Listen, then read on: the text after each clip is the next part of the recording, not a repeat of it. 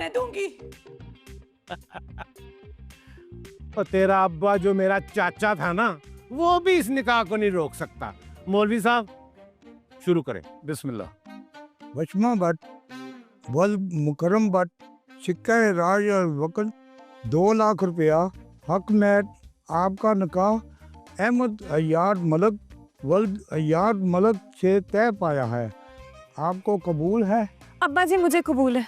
आज दो दो खुशियां हैं, एक तेरी शिकस्त और दूसरा मेरी बेटी का ब्याह। हाँ। अब्बा जी क्या हो गया, क्यों सता रहे हैं आप मेरी माँ को?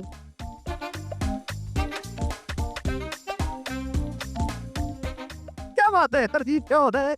ये क्या हो रहा है? मामू ये क्या था? बेटा इसको सताने का जो मजा है ना, किसी और को सताने में नहीं है। हाँ।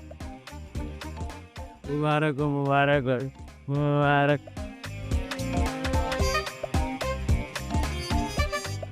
सबर सबर